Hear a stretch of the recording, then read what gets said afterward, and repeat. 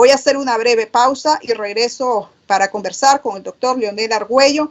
El doctor Leonel Argüello se encuentra en el exilio, él es epidemiólogo y este día el observatorio del COVID en Nicaragua, que es un observatorio independiente, pues lanzó una iniciativa de llamar a la ciudadanía para que realice una cuarentena en el mes de septiembre. Una pausa y regresamos.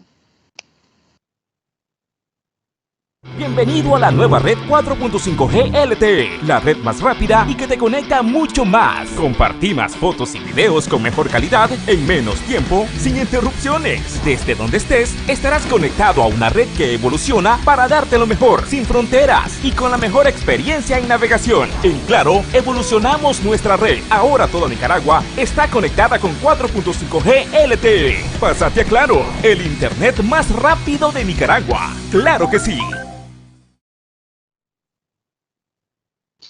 Gracias por continuar con nosotros. Estamos llamando al doctor Leonel Argüello para ver pues una comunicación con él con respecto a el llamado que realizaba este día el observatorio del COVID-19, que hacen un llamado a la cuarentena. Doctor Argüello, gracias por estar acá con nosotros nuevamente, y queríamos pues preguntarle cuál es la importancia, ¿verdad?, de este llamado que hace el Observatorio Independiente del COVID en Nicaragua para una cuarentena, pues en medio de esta repunte de la enfermedad en el país.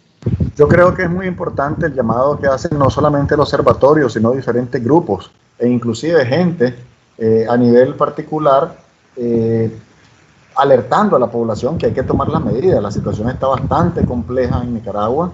La variante Delta está haciendo destrozos, o sea, yo atiendo familias enteras, así, familias enteras, incluyendo las personas que trabajan en el hogar, las asistentes del hogar.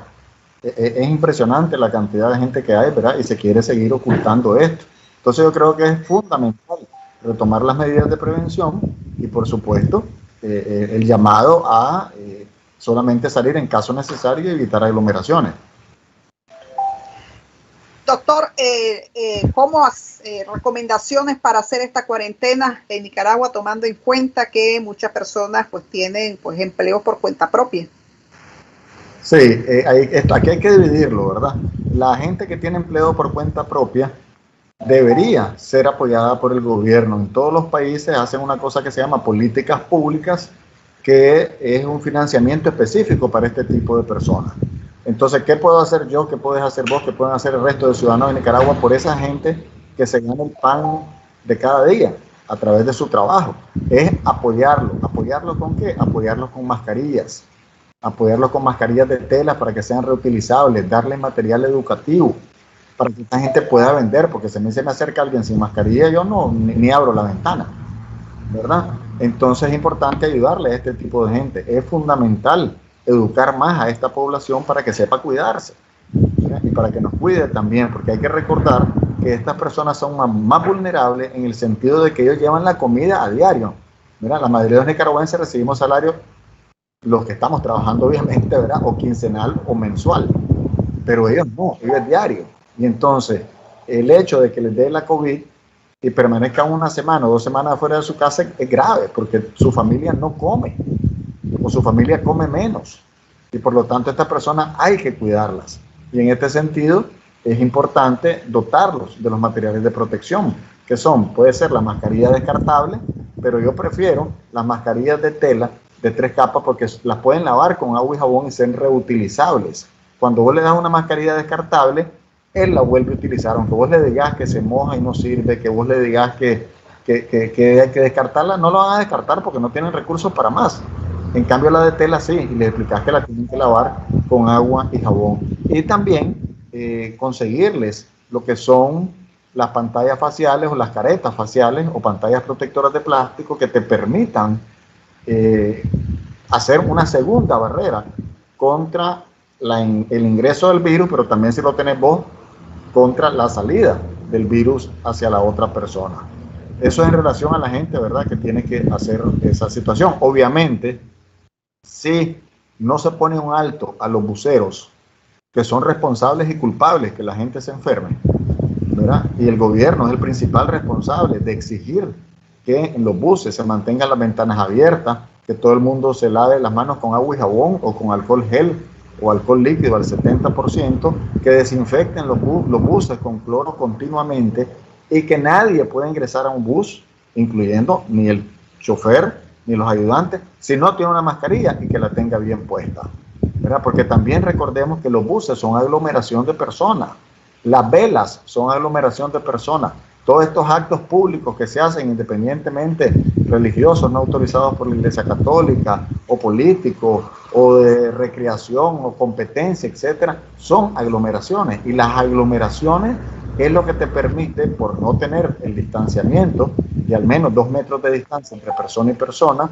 y no utilizar las mascarillas ni las caretas, te permite contagiarte. Y al haber mayor contagio, hay mayor producción de las cepas. Así que no sería nada raro, fíjate que te lo estoy diciendo hoy, ¿verdad? 1 de septiembre, no sería nada raro que en Nicaragua surgiera una cepa, inclusive más contagiosa que la Delta. ¿Por qué razón? Porque es el único país que está empujando a que la gente se contagie y se enferme. Entonces, en ese sentido es peligrosísimo que surja una variante diferente a la Delta, o sea, más agresiva que la Delta.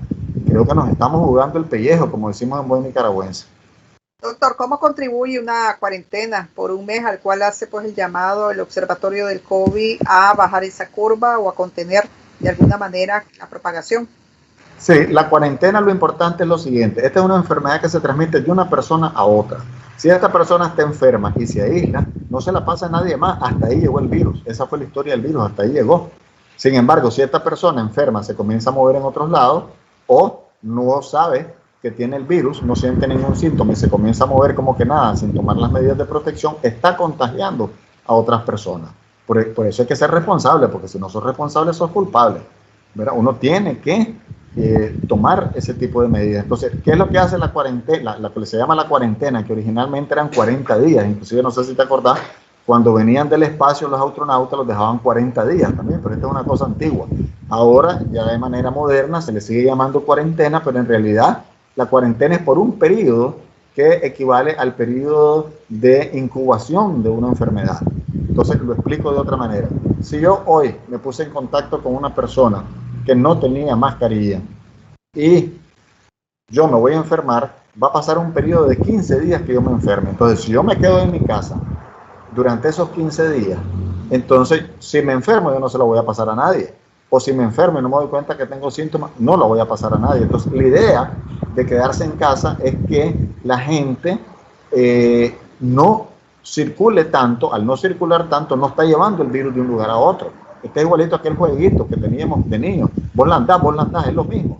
Aquí la idea es que nadie la ande, ¿verdad? Y que nos separemos. Entonces, esta cuarentena, si la vas a hacer en tu casa, ¿qué es lo que haces? Podés organizarte para hacer las compras para 15 días, podés pedir delivery pues, en los lugares y si tenés los recursos. Y las casas ventiladas, obviamente es imposible que alguien de la casa no salga. Entonces esa persona que sale de la casa tiene que asegurarse que va a cumplir las medidas de prevención. Las medidas de prevención son varias, pero las dos principales es el distanciamiento físico, estar al menos a 2 metros de distancia de la persona o de la otra persona, de todas las que estén a tu alrededor, y utilizar la mascarilla, ¿verdad? Bien puesta, bien ajustada en la nariz y en la boca, bien apretadita, que no tenga orificios a los lados. Entonces eso es fundamental. Obviamente las otras medidas, como la ventilación, el lavado de manos con agua y jabón para que no te toques los ojos, la nariz ni la boca con las manos sucias, que se te puede pasar la COVID-19, la vacunación, la careta facial, son medidas también que ayudan a la prevención. Pero el distanciamiento, fíjate que si vos y yo estamos a 3 metros, ni mascarilla necesitamos usar, y aunque vos estés enferma no me la vas a pasar a mí, a menos que estornudes, ¿verdad? Pero por suerte el ser humano, esta es una enfermedad que viene con muy poco estornudo. Doctor, ayer pues Rosario Murillo acusaba pues a los periodistas, a los médicos, medios de comunicación de terrorismo pandémico. Esto que usted me está diciendo en estos momentos, recomendaciones, advertencias, el tema de la aglomeración, nos mandaba Murillo a decir que no hay que prestar oído porque es terrorismo pandémico. ¿Qué opina de esto? Bueno, yo creo que primero hay que buscar en el diccionario la palabra de lo que es terrorismo, ¿verdad? Yo creo que todos sabemos lo que es terrorismo, es cuando una persona o un grupo de personas afectan a otro grupo de personas que no tienen que ver absolutamente nada, ¿verdad? Que y que no están en situación de guerra. Entonces, yo no creo que esa palabra no tiene absolutamente ningún sentido, ¿verdad? Porque yo creo que hacer prevención de una enfermedad no es terrorismo, al contrario, es no hacer la prevención de la enfermedad, eso sí, yo pudiera llamarlo como un terrorismo, no tomar las medidas, eso sí se pudiera llamar como terrorismo, pero yo creo que lo que estamos haciendo los ciudadanos y las ciudadanas, lo que está haciendo la Iglesia Católica, lo que estamos haciendo los médicos independientes, es prever, es impedir que la gente se enferma, ¿verdad? Y decir basta ya de las muertes que son evitables, pues la gente se nos está muriendo de gusto, porque estamos contagiando a la gente. Contagiar a la gente, eso sí es penado, o sea, revisemos la ley a nivel nacional y a nivel internacional, es penado. El acto de omisión, el que vos no hagas lo que tenés que hacer, eso es penado, ¿verdad? Eso es igualito como que, por ejemplo, ahorita vos estamos aquí, suponete que estuviéramos en el mismo local y vos te caes, pues, y te desmayas, y yo soy médico y no te atiendo, ¿verdad? ¿Qué harías vos? Me acusás después y decís, hey, Leonel no me atendió. Mira, yo estoy en obligación de atenderte, como el gobierno está en obligación de cuidar la vida y la salud de toda su población. Y los médicos y el personal de salud estamos en la obligación de cuidar a la gente. Y lo que estamos haciendo nosotros es prevención. Yo no miro absolutamente nada malo. Y aquí no se está inventando absolutamente nada. O sea, míralo, entrevista a gente de los barrios. A ver si encuentras a alguien que te diga que no hay COVID. Solamente un fanático puede decir eso, por ahí están las cosas claras. O sea, yo hoy he recibido por lo menos 7 personas que han fallecido, ¿no? El observatorio, que es otro medio, dice 83 en una semana. O sea, la realidad es la realidad no la podés cambiar.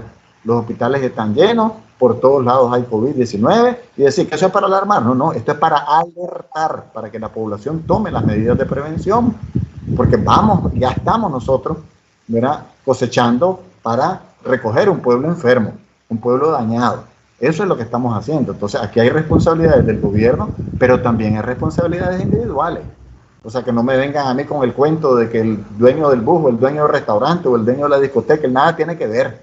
Porque entonces la gente llegó ahí. No, él es responsable y es culpable si la gente se enferma en su local, ¿no? Entonces, yo creo que aquí tenemos que ser claros en eso. Ahora, a nadie le están poniendo una pistola en la cabeza para obligarlos a ir al molote, para obligarlos a ir a las aglomeraciones. A nadie le están exigiendo eso, no tienen por qué ir, ¿verdad? No tienen por qué ir, porque lo que están haciendo es poniéndose en peligro de contagiarse y poniendo en peligro a su familia. Ahora, yo te pregunto, ¿es normal que la gente se muera? Absolutamente no. ¿Que porque es mayor de edad? ¿Que porque tiene más de 60 años es normal que se muera? No es normal. ¿Que porque tiene enfermedades crónicas, diabetes, hipertensión, lupus, sida, lo que sea, es normal que se muera? No es normal. No es normal que se muera porque no se nos estaban muriendo antes y se nos murieron ahora. Y recordemos que el año pasado alrededor de 9.000 personas fallecieron por la COVID-19 en Nicaragua. Ahí están las cifras oficiales, ¿verdad? Y de ahí se obtiene el análisis del exceso de mortalidad y murieron 9.000 personas. Y ahorita en este momento estamos peor que el año pasado. Lo que pasa es que no lo ves lo explosivo. No ves que los hospitales están llenos con un montón de gente afuera, ¿verdad? Pero ahí están los datos, los mismos datos de ellos, del gobierno, refleja que la situación va hacia arriba, que no se detiene toda la semana, y ya vos podés ver que hay semanas que hay más casos que lo que hubieron en los periodos anteriores. Solo, mira, hay 170 trabajadores de salud fallecidos, 87 médicos, no te he metido los últimos, este conteo a mediados de agosto, 87 médicos fallecidos. De esos médicos, el año pasado, de cada 100 fallecidos, el 8% eran médicas, o sea, médicas, mujeres, y ahora es el 28%, o sea, la mujer que es médica tiene 4 veces más riesgo de fallecer por COVID que lo que tenía el año 2020. Para ponerte un ejemplo. Ahora, ¿cuál es el riesgo de la población? Si tuviéramos datos, pues yo te pudiera ser más preciso, pero el riesgo de la población en este año 2021 y en este mes de septiembre que estamos comenzando es mucho mayor. Y si vamos a hacer todo lo que se hace en las fiestas patrias, grave error, ¿verdad? Hay que parar cualquier aglomeración ya. ¿O cuántos muertos necesitamos para decir basta ya? ¿Es creíble esa cifra? ¿Cómo la ven a nivel internacional? El tema de las cifras, según el régimen, 200 muertos hasta la fecha, desde que inició la enfermedad, y reportan a un muerto por semana. Mira, si fuera creíble, yo te aseguro que Nicaragua estaría lleno de científicos investigando que por qué es que Nicaragua tiene esas cosas tan maravillosas, ¿verdad? Habría miles de científicos, nos estuvieran pagando, ¿verdad?, al país para poder llegar a investigar qué es lo que está pasando, cuál es esa aura protectora que tenemos, qué es lo que está sucediendo. Nadie se lo cree, porque eso no existe en ningún lugar del mundo, ¿verdad? Entonces nadie cree las cifras y por lo tanto no le dan validez. Y la OPS sigue planteando, ¿verdad?, que tampoco es creíble la cifra. La OPS pide a la gente independiente que le pase información para poder tener idea de qué es lo que está sucediendo en Nicaragua. Y te aseguro que la Organización Panamericana de la Salud usa los datos del observatorio, que aprovecho yo para agradecerles a la gente del observatorio, ¿verdad?, porque es un grupo que ha logrado mantenernos informados a todos, ¿verdad? Comenzando por mí mismo, porque no tengo todos los datos. Es importantísimo ver el trabajo que han hecho ellos, y ellos y ellas, porque hay mujeres y hombres, pues, aunque no los conozca. Y eso ha alertado, digamos, en algo a la población. Yo te aseguro que los datos del observatorio son los que usa la OPS para sus análisis internos. No lo van a publicar, pero sí para sus análisis internos. Y eso que el observatorio, doctor, hasta se queda corto, pues, porque no pueden abarcar todo, pues. Así es. Yo calculo que el observatorio refleja más o menos la mitad de lo que está pasando, más o menos la mitad. O sea, cuando a mí me dicen 83 fallecidos en el observatorio, yo pienso en 160. ¿Verdad? Y eso es lo mismo que hice cuando yo estaba en el Ministerio de Salud, que sabíamos nosotros cuál era más o menos el nivel de su registro. En este caso ese es lo que yo estimo, porque tampoco sé, no conozco cuáles son las redes del observatorio, pero si conociera te pudiera precisar.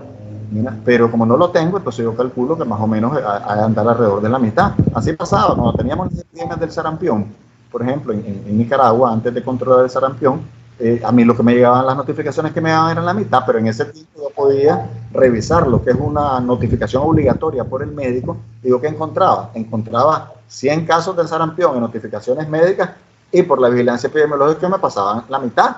Entonces, ¿qué hacía yo? Cuando la vigilancia epidemiológica me mataba la mitad, lo multiplicaba por 2. Eso se llama proyección, ¿verdad? Y de esa manera entonces yo podía saber cuál era la realidad, porque si yo me hubiera ido por la vigilancia epidemiológica, hubiera dicho que estábamos controlados y había un gran fuego, que el fuego era chiquito y había un fuego grande. Esas cosas perfectamente se pueden hacer. Por eso es importante siempre conocer cuál es el subregistro, qué porcentaje de subregistro hay, para que si a vos te dicen 2, entonces tiene que ser 4. Esto nuestra gente lo entiende más fácil. Cuando vas al mercado te dicen 20, hay la publicidad vos para ver que te bajen el precio, ¿verdad? Pero la señora que te está vendiendo sabe que te va a vender al precio a donde ya no pierda, porque si no, no va a vender para perder. Muchas gracias, doctor Argüello, por haber estado con nosotros. Por favor, cuidémonos y cuidemos a los demás. Es hora de ser responsables. Así es. Bueno, y ustedes se pueden sumar a esta cuarentena. Es voluntaria, es el